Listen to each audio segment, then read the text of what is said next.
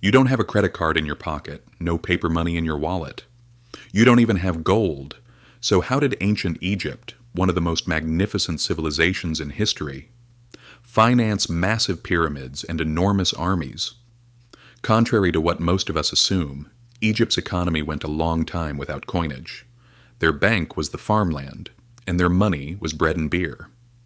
Are you ready to discover just how tangible what we call money originally was, and how during one of history's first major economic crises, Egyptian officials resorted to dirty money? It all began with the Nile's famous floods. When the Nile overflowed, it left behind some of the most fertile soil on earth.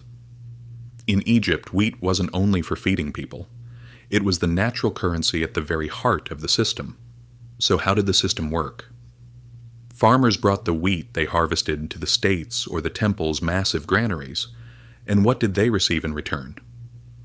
Grain certificates. These papers, papyrus receipts, were like today's bank statements or checks. With these certificates, you could pay taxes, settle debts, or buy other goods. In other words, the Egyptians created an early check system on the banks of the Nile. In Egypt, everything had a unit of measure. Need to measure land? You'd use a ket, 100 cubits. Need to set the price of something? That's where the daben came in. The daben was a copper unit weighing about 91 grams. Egypt didn't have coins, but every item had a value expressed in dabens. For example, if a pair of sandals cost 1 daben and a day's wage was also 1 daben, then working for 1 day was enough to buy the sandals. An interesting detail. Units of length were based on the human body, finger, palm, and cubit. A royal cubit was made up of 7 palms. These standards were so precise that the near-perfect symmetry in pyramid construction was possible thanks to standardized measuring rods. But like any economy, Egypt's economy was shaken by crises. Around 1200 BCE, during the late Bronze Age collapse, a major silver shortage hit. That's when Egyptian officials turned to a rather cunning method: ancient counterfeiting.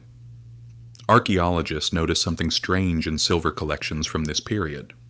The Egyptians mixed cheap copper alloys into the silver and coated the outside so it looked like pure silver. They even added arsenic to brighten the copper's color. This dirty money was a deception used to hide the lack of silver in the economy and keep trade going. Over time, it became so normalized that people began to accept these alloys as legitimate currency. In ancient Egypt's social hierarchy, from the pharaoh at the very top to the farmer at the very bottom, everyone was a cog in this economic machine. In their world, value was as tangible as the wheat you could hold in your hands.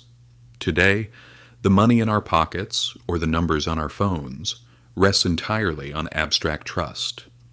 The trust Egyptians placed in grain certificates helped lay the groundwork for today's global economy. Maybe modern banking is a much more ancient invention than we think. So what do you think is the invisible wheat of our economy today? Let's meet in the comments.